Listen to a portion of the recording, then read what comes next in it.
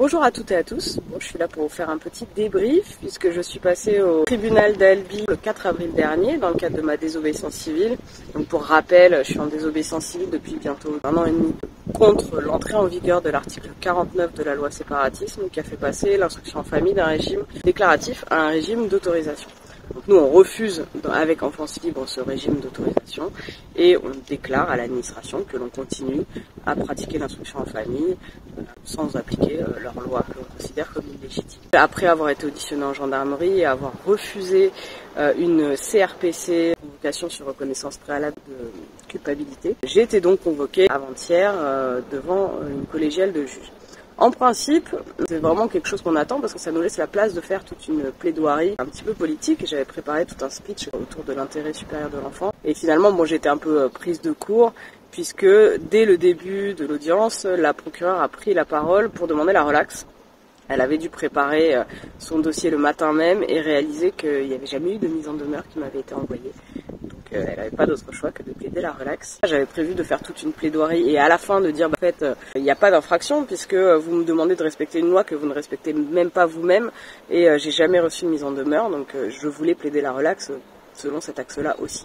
Mais j'ai pas eu le temps, j'ai juste eu le temps de préciser à la juge que ma posture de désobéissance civile n'aurait de toute façon pas changé. Je suis donc relaxée, donc ça c'est une bonne nouvelle en tout cas pour ma famille, puisqu'on gagne quand même probablement quelques mois de tranquillité avant que cette fameuse mise en demeure nous soit envoyée. Et ensuite, bon, certains sur les réseaux disent que c'est pas une vraie bonne nouvelle parce que, évidemment, c'est un vice de procédure. C'est pas une relaxe prononcée par des juges qui auraient réellement conscience du fait que notre désobéissance civile est justifiée. C'est vrai que c'est pas une sortie par la grande porte. Malgré tout, chez Enfance Libre, on pense que c'est quand même une bonne nouvelle pour plusieurs raisons. La première, c'est déjà que la justice a tapé sur les doigts de l'administration en leur rappelant que la loi était faite pour tout le monde. Et quand l'administration nous harcèle pour appliquer la loi, qu'elle dépense un argent public monstrueux finalement pour ça, puisque ça coûte cher, toutes les procédures judiciaires, se faire rappeler à l'ordre au dernier moment parce qu'on a commis une grosse faute d'étourderie de la part de l'éducation nationale, c'est un peu ironique. Donc pour ça c'est une bonne nouvelle, c'est aussi une bonne nouvelle pour toutes les familles qui comme moi n'ont jamais reçu de mise en demeure. Ne vous cassez pas trop la tête, démontrez simplement que vous n'avez rien reçu et normalement la relaxe sera prononcée sans difficulté.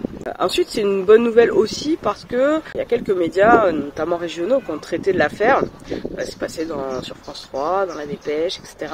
Et dans les médias, le mot désobéissance civile a été associé au mot relaxé et dans l'opinion publique ça peut compter.